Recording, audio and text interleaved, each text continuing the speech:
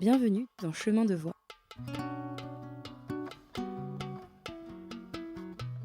Ici, avec des personnes passionnées, on construit comme un chemin infini de conversations intéressantes.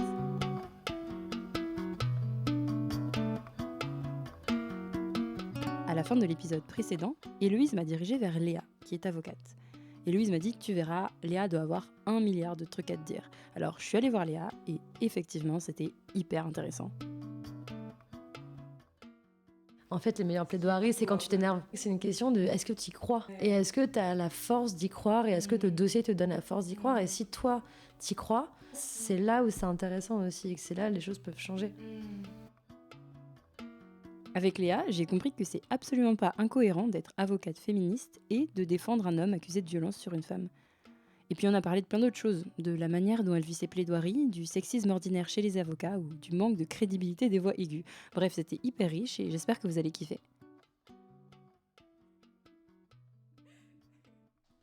Alors du coup, moi, Héloïse, elle m'a dit que... Tu vas me dire si du coup elle m'a bien pitché ce que tu fais dans la vie. Ouais, c'est pas du tout ce que je fais, Tu c'est trop drôle. Du coup, professeur de natation. Oui, d'où le bureau d'ailleurs. Presque d'une taille olympique. Et du coup, elle m'a dit que à l'époque, tu travaillais donc, en tant qu'avocate sur la défense du droit des femmes et que maintenant, tu travailles plutôt sur l'inverse, un peu genre des personnes qui ont par exemple été accusées d'agression sur des femmes. Alors, C'est vrai ou c'est faux? un peu plus nuancé. En gros, donc je suis avocate maintenant, mais pour être avocate, tu dois faire 2 ans de formation. Ok. Donc tu dois passer le barreau. Ah, c'est 2 ans avocat? Ok. En fait, d'abord, tu dois passer un master 1, master 2, Ok. etc., etc. Après, tu dois passer le barreau, le fameux le concours un peu Mhm. chiant. Et une fois que tu le passes, tu as 1 an et demi de stage. Ok. Et en fait, dans ces stages, tu dois faire 6 mois d'école en Ok. alternance, Ok. 6 mois dans n'importe où, sauf un cabinet d'avocat. Ok. Et c'est là où j'ai fait à la Fondation des femmes. Et tous les 6 mois, ils recrutent des élèves avocats pour coordonner plein d'avocats et avocates qui s'engagent bénévolement pour la défense des droits des femmes, Ok. etc. Et maintenant, je suis avocate, et dans ce cabinet, on fait beaucoup de droits de la défense.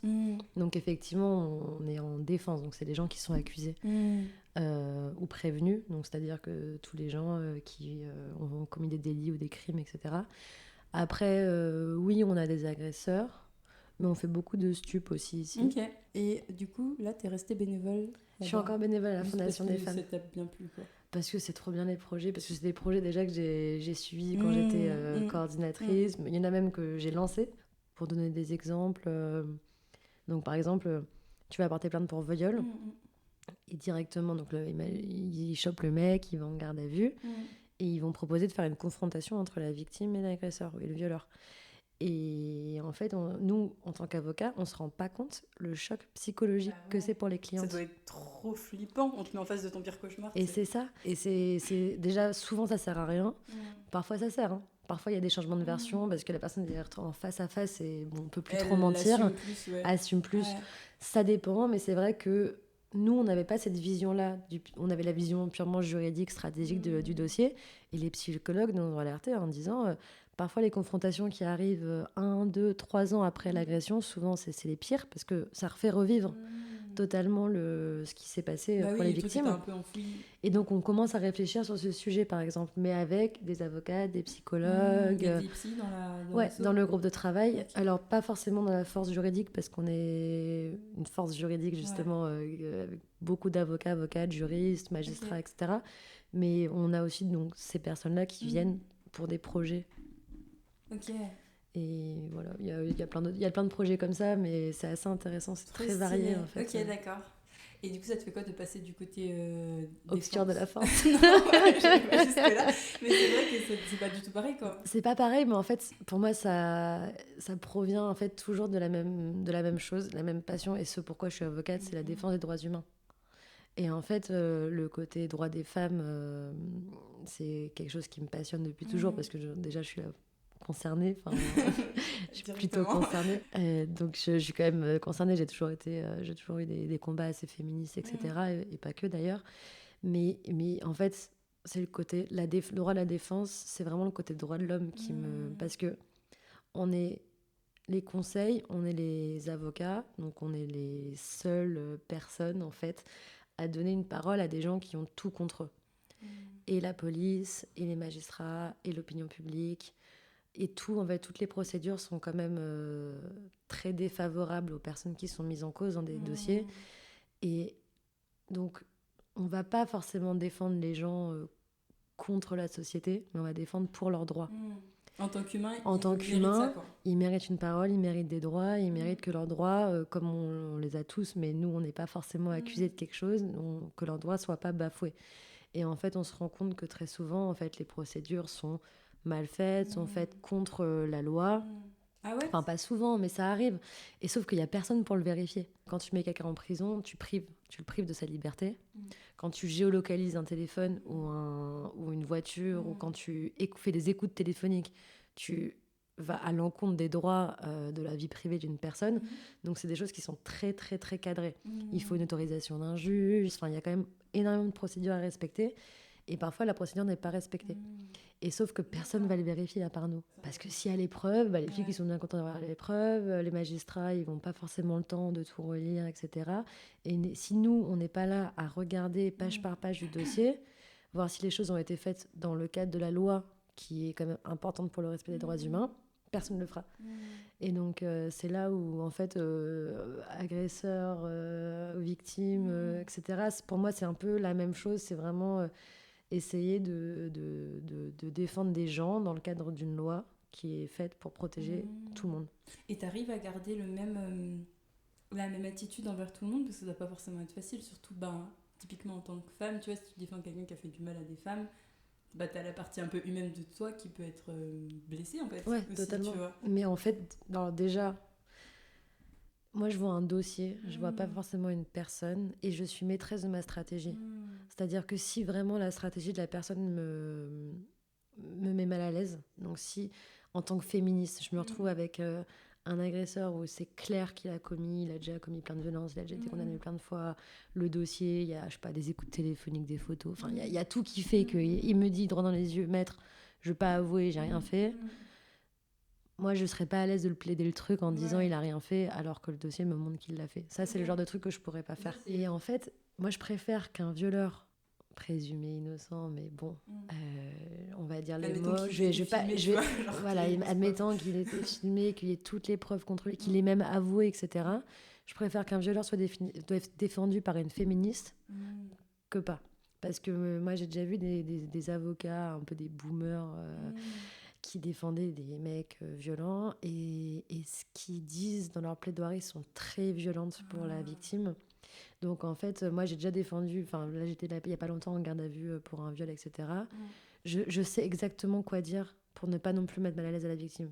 Pas forcément, donc, tout en gardant la défense de mon client. Par exemple, je sais que si le client me dit non mais regardez, j'ai des vidéos où le lendemain de ce qu'on m'accuse, elle est hyper bien, elle sourit, etc. Je vais dire ça on va pas l'utiliser, parce que c'est pas parce que le lendemain elle rigole et qu'elle passe une bonne journée qu'elle a pas été violée la veille. Donc même si vous l'avez pas violée la veille, c'est pas ça qui va apporter la preuve que vous l'avez pas violée. Ce sera d'autres choses.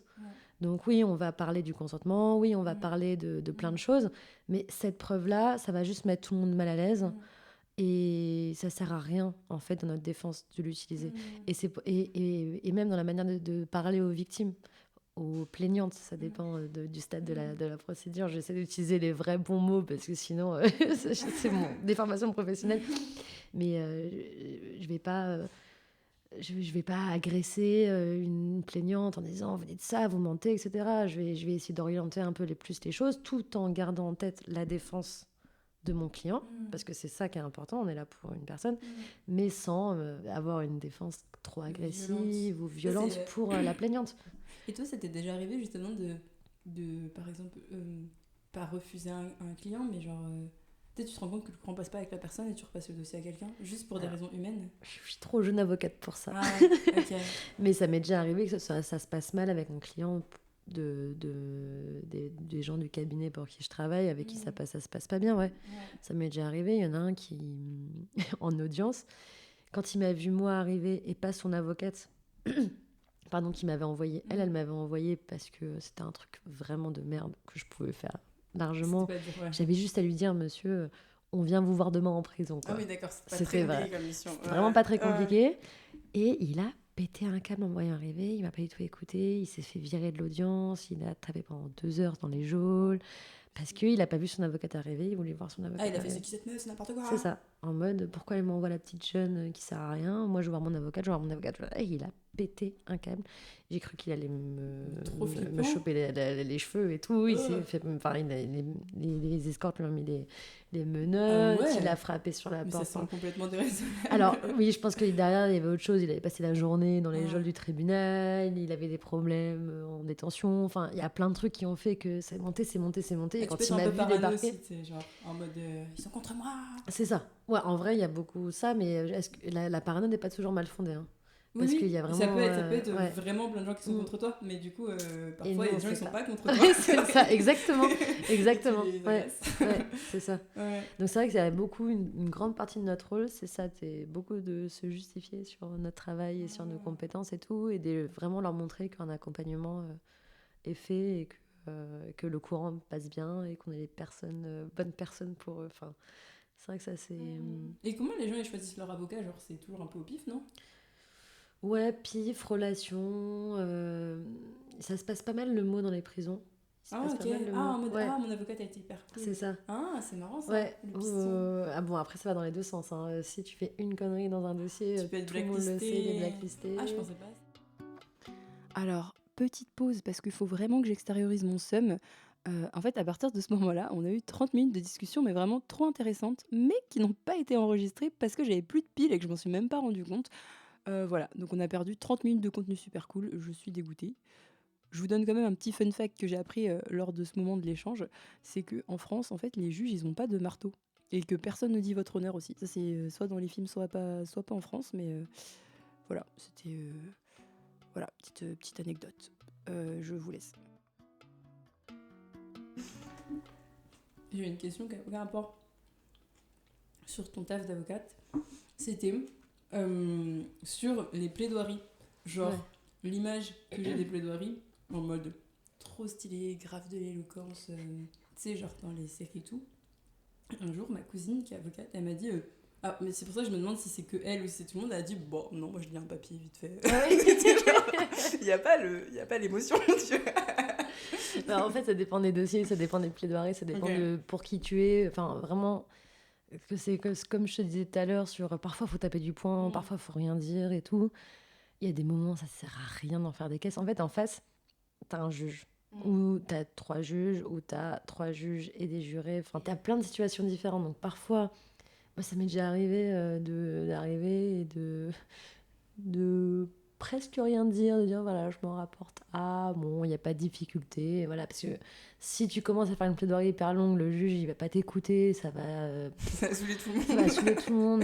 Toi en premier, tu sais que ça sert à rien de parler, donc faut pas parler parce que voilà. Mais parfois il y a des trucs scandaleux et là faut vraiment faire des plaidoiries hyper vénères et ça m'est déjà arrivé j'avais préparé un truc et en fait de pas du tout ce que j'avais écrit parce ça que fait très film en mode vous savez quoi, et là elle déchire le papier. Mais c'était grave ça. Je vais vous dire ce que je pense. J'ai commencé à dire je voulais vous parler de ça et ça, mais je ne peux pas, il faut absolument que je réagisse à ce que vient de dire madame le procureur. Et là tu pars dans un truc et parce que en fait toi t'es toujours en réponse à quelqu'un, donc en général quand t'es en défense t'es en réponse au procureur. Bon, après quand t'es en partie civile c'est autre chose, mais après encore une fois ça dépend des dossiers, mais les plaidoiries ça peut être vénère, hein. Et j'ai fait un stage chez un avocat qui, lui, typiquement, c'est le roi de la plaidoirie, en fait.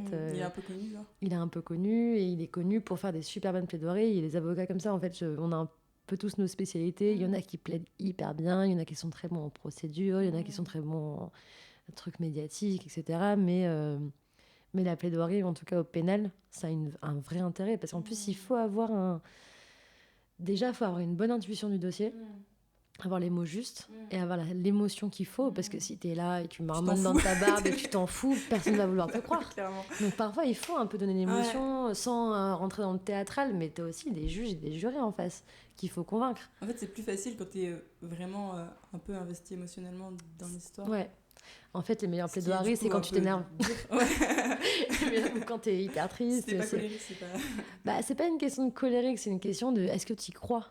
Et est-ce que t'as la force d'y croire ? Et est-ce que le dossier te donne la force d'y croire ? Et si toi, t'y crois et que tu montres que t'as pas forcément d'intérêt à y croire, parce que bon, c'est ton client, mais je veux dire, parfois t'y crois pas ou tu changes de stratégie, mais quand il y a vraiment un truc qui se passe, c'est là où c'est intéressant aussi et que c'est là les choses peuvent changer. Ok, je vois. Et genre, il vous enseigne un peu, pareil, dans les études alors, à plaidoyer? Normalement, oui. Mais moi, j'ai fait mon école d'avocat quand c'était pendant le Covid. Donc, c'était tout en visio. Donc, normalement, t'avais des petits ateliers de plaidoirie en fonction de la spécialité que tu choisissais, etc. Moi, je l'ai fait genre en visio, en bas de pyjama. J'assume pas trop, mais le jour de ma plaidoirie... Je m'étais fait vacciner du Covid la veille. Donc montée de fièvre. Non, mais au taquet, pas du tout. J'avais genre 39-40 de fièvre. Je m'étais levée tremblante en mode il faut que je fasse cette plaidoirie parce que c'est noté. Et en fait, j'avais préparé un peu mon truc. J'étais contre une de mes potes. Et je commence à plaider. Et je dis juste Monsieur le Président, Madame, Monsieur le Tribunal, soyez indulgents parce que. Je commence à... Et en fait, j'arrivais même pas à finir ma phrase. Et je me suis mise à pleurer. Oh, mais waouh! Parce que t'étais trop mal. D'émotion et un peu de stress quand même, mine de rien. Et de fatigue et de fièvre et de tout. Et j'ai pas réussi à finir ma phrase de soyez indulgents. J'ai pleuré. Et là, le prof, il fait bon, bah, arrêtez là tout de suite. Je vous mets la même note qu'à votre contradictrice. Et du coup, j'ai eu 15 en pleurant et en disant une demi-phrase. Donc, c'était ça que bon. Merci au vaccin du Covid. Ouais, franchement, merci à la meuf en face qui a eu 15 déjà. Oui, vraiment. J'avoue que c'était tendu ça. Si elle avait eu 2, j'aurais été plus dans la merde. De ouf. Mais donc oui, on est censé avoir une petite formation là-dedans, mais en fait, c'est pas un truc de ouf et tu peux lire ton papier 10 minutes. Ok. Vous avez pas de cours d'éloquence, quoi? Un petit peu. On a eu 2-3 cours de théâtre, on a eu 2-3 cours de plaidoirie, mais c'est des trucs assez sporadiques et c'est pas. On a quand même que 6 mois d'école. Ouais, c'est vrai que c'est en plus en alternance. Ça a l'air d'être si... Après, il y a quand même des concours de plaidoirie et tout quand t'es à la fac. Moi, j'avais fait un truc en L1. Ouais. Et alors, le concours Lysias. Bah, rétrospectivement, je crois que je disais vraiment de la mais à l'époque, c'était fun. Enfin, c'était marrant de te retrouver en L1. T'as 17-18 ans. Là, et t'es devant un jury et tu plaides. C'était marrant, quoi. Tu t'y voyais. Il faut quand même être... En fait, est-ce qu'il y a que des extravertis en avocat, au final? Non, il y a plein d'avocats. En fait, c'est ouf, c'est que y a tellement de gens trop différents. Parce qu'il faut quand même aimer, tu vois, après, parler devant les gens, en fait. Mais il y a plein de types d'avocats différents. Là, tu me vois en droit pénal, je te fais la caricature des séries policières parce que c'est un peu ce qu'on connaît. Mais moi, j'ai plein de copains, copines avocats qui sont avocates, qui portent pas la robe, en fait, qui sont avocats de formation, qui ont le statut d'avocat, donc tout ce qui est lié au secret professionnel, les trucs que tu peux faire, mais en fait ils vont pas plaider. T'es pas forcément devant des juges à plaider comme dans les films, tu vois. Là c'est assez spécifique quand même au droit pénal. Et au droit pénal, de la défense, etc. Et toi t'aimes bien ça? Ouais, je kiffe. La plaidoirie, genre je suis un peu pour l'instant nulle.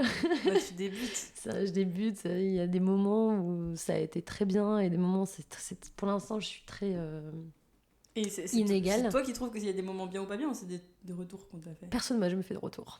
Tout le monde s'en fout. En fait, t'es assez seule dans ce métier.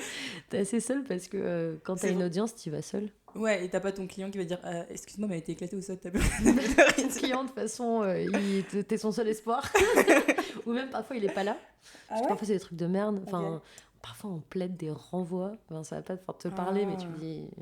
Monsieur le Président, Madame, Monsieur, je demande à ce que l'affaire soit jugée plus tard parce que mon client a un problème de santé. Donc là, tu peux être vraiment nul. Oui, il n'y a pas besoin de mettre arrivé d'être super nul sur ça, tu vois. Mais ou sinon, tu as pas mal de plaidoiries qui sont pas vraiment des plaidoiries comme tu l'imagines, d'audience devant tout le monde, où c'est dans le bureau du juge, où tu dois argumenter, tu dois... Par exemple, juge des libertés de la détention, tu vas argumenter pour ne pas que la personne aille en détention provisoire, par exemple. Donc là, tu plaides, mais c'est pas une plaidoirie théâtrale comme tu l'imagines. Il n'y a pas de larmes et de cris. Il n'y a pas de larmes et de cris. Ça, je l'ai fait, en fait, que 2 fois, des Ok. vraies grosses plaidoiries très argumentées qui durent plus de 10 minutes devant des juges. Je l'ai fait en fait que 2 fois. Ok. Mm. Et est-ce que t'as un sentiment de genre... tu sais, genre, imagine, t'as vraiment bien réussi à défendre ton client, un sorte de sentiment de genre, je sais pas, justice accomplie, tu vois. Tu vois. Bah, alors, le sentiment de justice, tu l'as pas vraiment souvent. Ok. Parce que... Ah, mais en fait, tu peux jamais... C'est plus un sentiment de j'ai gagné, tu Ah vois, ouais, plus genre. que la justice est faite. Parce que, en vrai, c'est quoi la justice? Enfin, quand un mec prend 1 an alors qu'on avait demandé 2 ans et demi, alors c'est quoi la justice? Est-ce que la justice c'est d'avoir 1 an, 2 ans et demi? Qu'est-ce que c'est la justice? Dans ce cas-là, tu te dis, ouais, j'ai gagné parce que j'ai eu 1 an et demi de moins que ce qui était demandé. Mais tu te dis pas, alors, justice a été faite. Ouais. Tu te dis, Ou j'ai réussi mon parfois, travail, quoi. si tu arrives à acquitter, à relaxer des gens qui étaient poursuivis alors qu'ils n'auraient pas dû l'être, ou qu'ils sont innocents, en tout cas aux yeux de la loi, etc. Là, je pense que tu as un vrai sentiment de justice. Mais en tout cas, on a quand même beaucoup plus de sentiments d'injustice que de sentiments de justice Souvent, en défense. c'est pas satisfaisant. C'est souvent pas satisfaisant. Ouais, parce qu'on a beaucoup de... Enfin, ça, c'est tout aussi le débat de la détention provisoire, on se bat beaucoup pour des clients qui, par exemple, en tout cas, ne reconnaissent pas les faits. Et je sais, il y a pas mal de pratiques judiciaires qui font que en fait, t'es souvent blasé. T'as souvent l'impression que ce que tu fais ne sert à rien et que les trucs sont déjà préjugés. Ah, ça doit être pas facile, ça. Ouais, c'est pas facile. Mais parfois, t'as des belles victoires. Ouais, c'est pour ces moments-là. Ouais, c'est pour ces moments-là. Et parfois, vraiment, tu te dis, ça a servi à quelque chose. Mais en fait, comme t'as pas la décision finale, t'as beau croire dans ton dossier, les juges, ils te suivent pas, quoi. Ça arrive beaucoup. Et les juges, ils font plus d'années d'études? Ils font un concours qui est un peu plus difficile, l'ENM. Je crois qu'il y a que 10% de réussite. Alors que le barreau, c'est 30 plutôt. Ok. Et ils font 1 an de prépa, mais souvent ils en font 2. C'est beaucoup plus sélectif. Et je crois qu'après leur école, c'est pas 1 an et demi, mais c'est 2 ans ou 2 ans et demi, quelque chose comme ça. Et ça te donne pas envie d'être juge, tu vois, pour avoir le dernier mot? Bah, moi, je voulais être juge au début. Ah ouais? Ouais. Ok. Je voulais être juge et en fait, d'ailleurs, c'est une des raisons pour laquelle je suis partie en Amérique du Sud après mes études en me disant, je peux pas être juge après la fac à 22 ans en n'ayant rien connu, enfin, je connais pas le monde, je connais pas les gens, je connais pas la psychologie, je connais rien. Je pouvais pas me dire je vais rentrer dans une école de juge parce que je pense qu'après il y a beaucoup de gens qui le sont et c'est tout à leur honneur, mais je me voyais pas personnellement être juge à 25 ans. Sans avoir pratiqué. Ouais, faut la confiance quand même. Faut la confiance, c'est psychologiquement, parfois je me dis, je suis bien contente de pas être juge quand je vois les dossiers. Ah ouais, ça doit être dur parfois. Hein. Genre, c'est ta conscience, parfois, elle doit te gratter. Ouais, hein. Ouais, totalement. Genre, Mais j'avais fait des stages près des juges et c'était vraiment passionnant. Ouais, ça doit être intéressant. C'était vraiment passionnant. T'as des vrais enjeux, t'as une vraie responsabilité, t'as une vraie... comment tu dis j'essaie de trouver le mot. Une vraie rigueur intellectuelle à avoir qui est vraiment pas simple. Donc c'est beaucoup de courage. Il faut être courageux. Mais même avocat déjà. Hein. Mais avocat, tu peux quand même te ranger derrière. C'est pas moi qui prends la décision. tu peux tout faire pour te battre, tu peux tout faire. Mais au final, c'est pas toi qui prends la décision. Oui, c'est ça. Mais... Donc, oui, c'est vrai. Donc c'est vrai que t'as un degré de moins de responsabilité c'est ça. Au final. Exactement. Okay. Après, ta responsabilité, mais plus au niveau de ton client. Si tu t'es foiré sur un acte que tu aurais dû faire, parfois la procédure est quand même très stricte. Donc si tu t'es foiré sur un truc, ton client, en fait, il sort pas de prison juste parce que tu t'es foiré. Là, ça la fout mal. Ouais, là, c'est rude.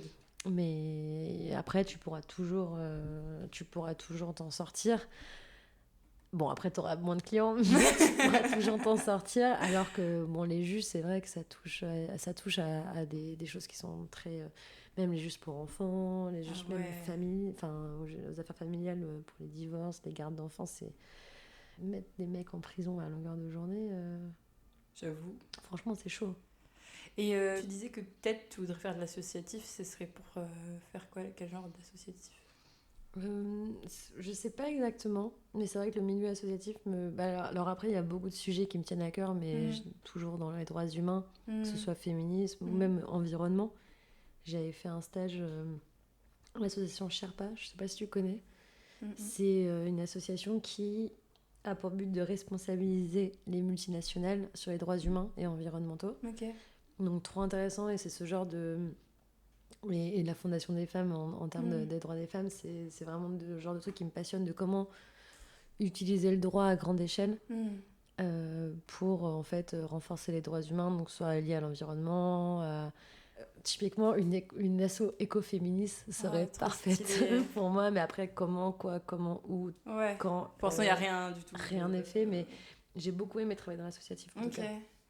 Et d'ailleurs, en parlant de féminisme, c'est comment le féminisme dans... plutôt le sexisme dans le milieu des avocats? Ça dépend comment tu vois les choses. Moi, j'y pense pas mal en ce moment parce que je sais que genre les ingé-sons, c'est beaucoup un milieu de mecs. Ah ouais? Et j'ai à peine commencé, j'ai fait des petits stages et j'ai déjà eu des débuts de situations bizarres. Ouais, donc ça fait un peu peur pour la suite. Du coup, c'est une question que je me pose beaucoup dans un milieu comme ça. Après, je sais pas si par exemple les avocats, c'est plus féminin ou masculin comme milieu, ça je sais pas. Alors je crois que c'est de plus en plus féminin. Ok. Mais c'est vrai qu'aussi il y a déjà le monde des avocats et le monde des avocats pénalistes, qui est encore un milieu encore plus fermé et vachement plus viriliste, parce que c'est genre Dupond-Moretti, grosse plaidoirie, il faut taper du poing, avoir une voix grave et tonitruante et en fait, alors je vois du sexisme ordinaire, franchement, c'est obligé, mais j'ai eu des petits exemples. Quand on a des clients au téléphone, et ça m'arrive tout le temps, et dans tous les cabinets dans lesquels je suis passée, quand les clients parlent de l'avocate, ils disent « Ah, l'assistante de maître machin ?» Et t'es là, vous parlez de maître, sa collaboratrice ou son associé? Non, c'est pas son assistante. Moi, il m'appelle tout le temps madame. Pourquoi pas maître? Alors que les mecs, ils les appellent plus toujours, maître, souvent. Toujours. C'est jamais monsieur pour un mec, pour un avocat en robe. Jamais monsieur, c'est toujours maître. Moi, c'est madame. Mais... c'est des petits trucs où tu peux pas vraiment t'énerver, mais tu te dis quand même le statut n'est pas respecté quand même.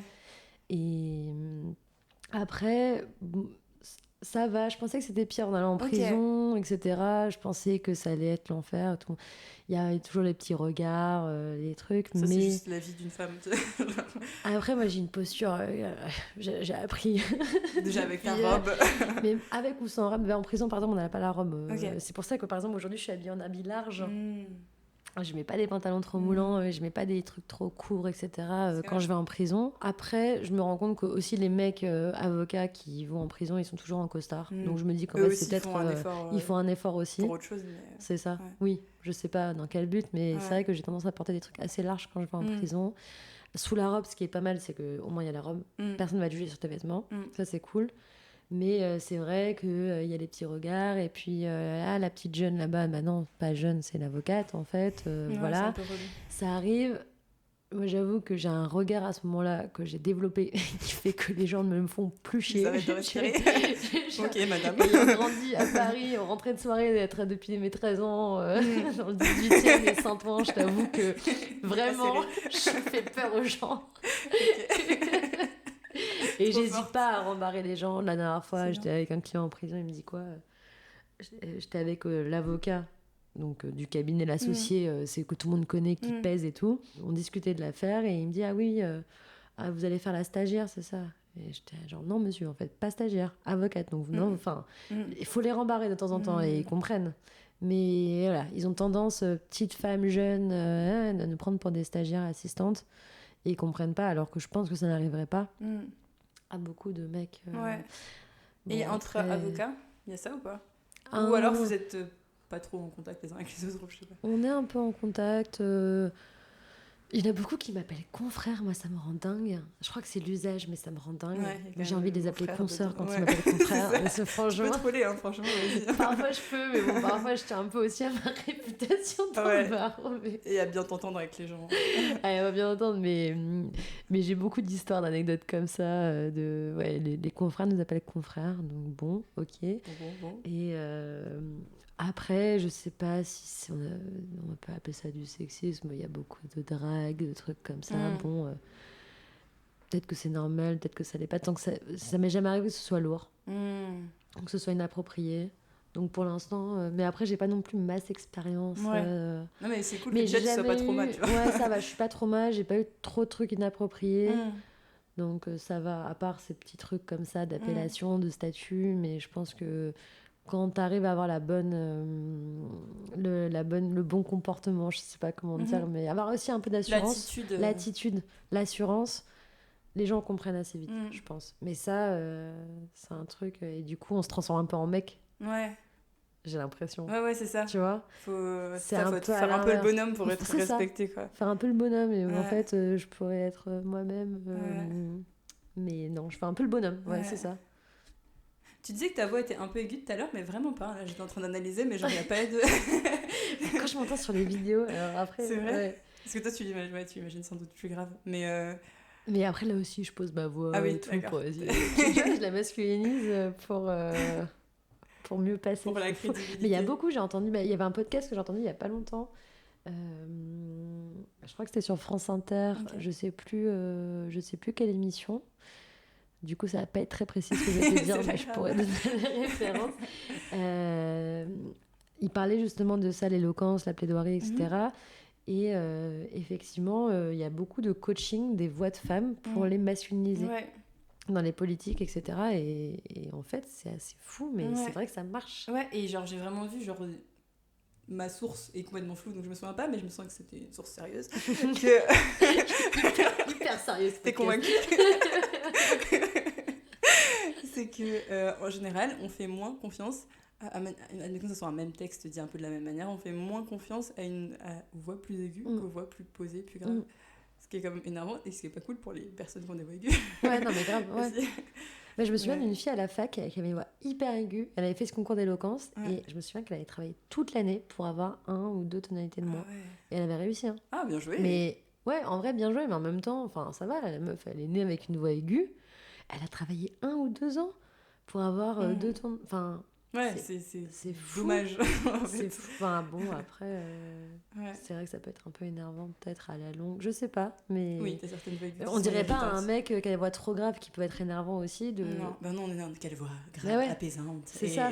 Alors qu'en fait, non, il endort tout le monde et il fait chez tout le monde, tu vois, mais personne ne dit de parler plus aigu. Personne. Oui. Ça viendrait de l'idée de personne. Oui. Enfin... non, mais oui, je suis d'accord, c'est relou. Non, je suis complètement d'accord. Je vais finir par parler hyper aigu parce que tu m'as grave lancé. non, mais je suis d'accord. C'est vrai que... Non, mais oui, je suis complètement d'accord. Pauvre voix aiguë. Je n'ai rien demandé à personne. Et justement, en fait, j'ai dit ça surtout parce qu'il n'y a pas longtemps, je me suis fait agresser par un mec en prenant un Vélib. Rien de fou, mais un malade mental. Genre, il voulait ton Vélib. Non. Il voulait m'écraser avec sa voiture quand j'étais en Vélib. Enfin, genre, il a pilé devant moi. C'est un ouf. Un malade. C'est un ouf. Il y a un malade. Il m'a insulté. Et en fait, je suis trop contente parce que je l'annonce officiellement. Il s'est pris une amende pour outrage sexiste. Ah, trop bien. Il y avait un policier qui traînait. Ouais, les policiers sont arrivés parce que le mec était quand même arrêté en plein milieu de la voie rue du Luxembourg. Mais pourquoi il t'agresse comme ça? Parce que, alors, je l'ai dépassé sur la gauche parce qu'il m'a pas laissé de place à droite. Et il était arrêté au milieu de la voie. Donc moi, je suis nulle en Vélib, donc mon truc, c'est de suivre les gens qui sont en vélo. Donc tout le monde le dépassait sur la gauche, donc j'ai suivi tout le monde. Oui. Et puis après, j'ai voulu me rabattre à droite et il m'a pas laissé passer, il m'a foncé dessus. Enfin, je te passe les détails. N'empêche qu'il a pilé devant moi en pleine rue. Je me suis pris sa voiture, il a commencé à m'insulter, à me tutoyer. Donc, le temps qu'il m'a insulté et tout, je sors mon portable pour le filmer. Bon, déjà, il m'a défoncé mon portable, comme tu le vois ici. Ah, il l'a jeté? Et il l'a jeté par terre. Mais et le premier truc, c'était genre, je te filme. Enfin, je vous filme parce que j'arrêtais pas de lui dire de pas me tutoyer. Et donc, il me balance mon portable. Et puis, en fait, j'ai toute la scène en vidéo. Et on entend ma voix, mais j'ai envie de me frapper. C'était trop aigu. Je te jure. Mais je suis traumatisée de ces vidéos, j'ai même plus envie de les revoir tellement je suis insupportable. J'ai voulu les montrer à des potes, j'étais genre j'enlève le son quoi, mais en même temps je l'ai en direct en train de m'insulter, donc c'est génial. C'est pratique, ouais. Les policiers sont arrivés, t'es là ouais. T'as appelé la police ou ils sont juste venus parce qu'il y avait du bruit et je sais pas s'ils étaient là par hasard ou si quelqu'un les a appelés, mais ils sont arrivés. Et devant les flics, c'était incroyable, on était tous les trois, les flics ils me disaient on peut rien faire, on l'a pas pris en flag. Je n'ai pas voulu leur donner un cours de procédure pénale, ils auraient pu faire quelque chose, mais ils voulaient pas, mais en même temps, je ne pouvais pas trop leur demander. Ouais. Et Et puis là, il s'énerve contre moi, là, me tutoyant. Je fais, monsieur, en fait, vous arrêtez de me tutoyer, parce que, en fait, on se connaît pas. Il dit, mais si, mais de toute façon, t'es qu'une bonne femme. Et là, le flic, il fait, ah bah non, monsieur, je vous verbalise pour outrage sexiste. C'est trop bien. Il fait, ah ouais, mettez sur le PV que c'est une petite connasse et tout. Je te dis, mais c'était du pain béni, genre, j'avais tout en vidéo. Et après, il a insulté les flics. Non, mais c'était vraiment ça. Et... Ah, mais du coup, il a eu outrage à agent aussi. Bah, il l'a pas collé pour ça, mais franchement, il aurait pu. Parce que ça aurait rajouté. Il a failli l'amener au poste et tout. C'était un vieux boomer. Non, mais après, il a commencé à partir dans les gens, ils ont la haine gratuite comme ça, là. Non, mais c'était un vieux con, franchement. Je suis très contente qu'il soit pris son amende. Je vais porter plainte et tout le lendemain. Ah, c'est trop bien. Ils m'ont toujours pas rappelé. Mon avocate n'a pas bougé, là. Est-ce que tu peux t'auto-défendre, genre? Bah, je sais pas. T'as le droit ou pas? Mais si, parfois dans les films, mais à référence toujours. On arrête avec les films américains, parce que les films américains ne sont pas de référence en France. Mais tu sais, les gens qui disent j'assurerai ma défense moi-même. Bah, tu Vu peux que toi, t'es avocate, pas avoir d'avocat. Donc moi, je pourrais ne pas avoir d'avocate. Mais pour faire des actes d'avocat, j'avoue, je ne sais pas. Mais en tout cas, j'ai une pote qui est à fond dessus. Non, mais j'ai une pote qui, gratuitement, est à fond en mode on va le défoncer ce connard. Donc... Bon, elle est en vacances actuellement. Mais on va voir. De toute façon, tous les petits trucs, demander dossier, voir appeler les flics et tout ça, je peux le faire. Mais c'est juste peut-être si un jour il y a une audience, ce que je ne pense pas. Parce que là, ça fait 2 mois que j'ai porté plainte et il ne s'est rien passé. Et... Ils m'ont même pas demandé mes vidéos, rien. Donc, sauf garder dans un disque dur externe au cas où. Ouais. Ah non, mais t'inquiète. Mais t'inquiète, j'ai son nom, j'ai tout. Ça va être dans en 8 station directe. Sur 3 drives. Prennent cher. Hein. Ouais. Cher parce que c'est le genre de mec qui pense que l'impunité durera toujours. Et que c'est genre, ok, c'est pas grave. 60 ans, hyper agressif. Ah, c'est horrible. Il disait, après, j'attends de voir son casier judiciaire, mais qu'il n'était jamais rien arrivé. Je pense pas, avec une telle agressivité, avec une telle réaction, je pense que ce mec, soit il est blanc, 60 ans, riche, donc soit il a jamais été poursuivi, soit effectivement il a un casier. Et j'ai pas envie de passer à la trappe juste parce que... c'est trop bien. Parce qu'ils pensent que... voilà. Alors déjà, heureusement que les flics sont arrivés. Que c'est pas si grave. Ouais, que c'est pas si grave de s'arrêter au milieu de la rue, de gueuler sur tout le monde. En plus, il a insulté de manière raciste un mec qui m'a défendu. Le mec, il cumule, hein. Il cumule tout. Et je voulais qu'il porte plainte, le mec, pour justement insulte raciste, etc. Mais... il habitait pas en France, donc il a pas voulu continuer, ce que je comprends, parce que c'est une galère sans nom, en fait, d'aller porter plainte, d'aller à l'horaire d'ouverture de la commissariat, de raconter ton histoire 3 fois. Enfin, en plus, tu peux dire... Enfin, moi, je pense que ça dépend des cas, mais je pourrais avoir une attitude de ce mec mérite pas que je passe du temps. Mais c'est ça. Et c'est aussi pour ça que beaucoup de gens ne portent pas plainte. En général, dans des trucs comme ça, tu prends... Bah, à cette époque-là, j'étais... entre guillemets au chômage, j'avais beaucoup de temps, donc je me suis dit allez. Mais là, si ça m'arrivait aujourd'hui, je le ferais pas, par exemple. Bah oui, t'as pas le temps. Pas le temps. La flemme. Pour que je sache que... Enfin, là, je sais qu'il va rien se passer, je vais faire quoi? Au moins, ça lui met un coup de pression. Mais j'ai très envie qu'il reçoive ma plainte, une petite convocation au commissariat. Ah, parce que là, il a pas reçu encore? Bah, je sais pas. Tu peux lui envoyer le podcast. Johan, je te déteste. Si tu m'écoutes. Comment tu connais son prénom? Il te l'a donné? Parce que je vais aller voir les flics, je vais lui demander son nom, son prénom, comme ça je porte plainte pas contre X mais contre lui, comme ça je sais bien que... Ok, bah écoute, je lui souhaite le pire et je te souhaite le meilleur. Je sais pas pourquoi je t'ai raconté ça, pardon. Je sais pas, mais c'était dans le contexte. Non, c'est parce qu'on parlait de voix aiguë et que t'étais partie en mode voix aiguë. Ah ouais, moi, c'est pareil, le peu de fois où je m'énerve, ça, c'est nul aigu. Ah non, mais tu perds toute crédibilité en fait. Ouais. C'est la loose directe en fait. Ouais. Du coup, je fume plein de clopes. En permanence. Alors oui, j'ai un cancer, oui, mais... J'ai une voix grave d'homme et on me prend au sérieux. Okay. C'est hyper cool de parler dans un micro d'ailleurs. J'ai l'impression d'être en mode Martin Luther King, tu sais. Tu vas partir en mode discours. Je m'éloigne et puis je fais en fait, écoutez-moi. C'est cool que t'as vu. Bon, est-ce que je vais te libérer peut-être? Déjà 20h40. Oh là là. Bah en vrai, merci. Hein. Mais merci à toi. On peut clore. Ouais, c'était un vrai plaisir. Cool. Ouais, grave. Un bel échange. C'était très sympa. Ouais. Est-ce que t'as réfléchi à quelqu'un que tu pourrais me conseiller d'aller voir? En vrai, oui. C'est vrai? T'as déjà une personne en tête? C'est le copain de ma sœur. Ok. Et bah, il est un peu comme toi. Il a fait des études qui n'ont rien à voir avec ce qu'il fait maintenant. Et je trouve son histoire trop inspirante. Donc, ça me ferait plaisir qu'il puisse échanger avec toi. Je pense que vous entendrez bien d'ailleurs. Il fait du son? Bah non. Il a commencé par école de commerce. Ok. Genre communication et tout. Et après, il s'est redirigé dans la cuisine. Trop classe. Et il a fait une formation, exactement comme toi. Il a fait une formation, il a passé son CAP cuisine. Ouais. Et là, il va ouvrir un restaurant. C'est trop bien. Et en vrai, il est hyper passionné par ce qu'il fait. Et donc, je pense que ce serait une belle interview.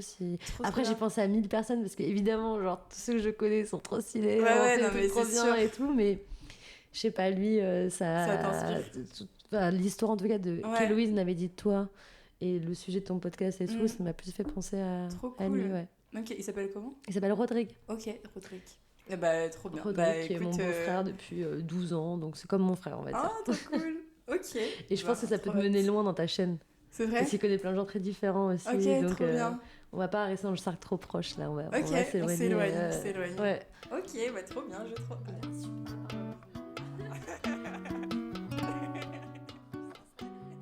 Eh bien, il semble que l'épisode touche à sa fin. J'espère que vous avez passé un aussi bon moment que nous. Et du coup, la prochaine fois, on va aller rencontrer Rodrigue, qui ouvre son resto. Franchement, j'ai hâte. À plus!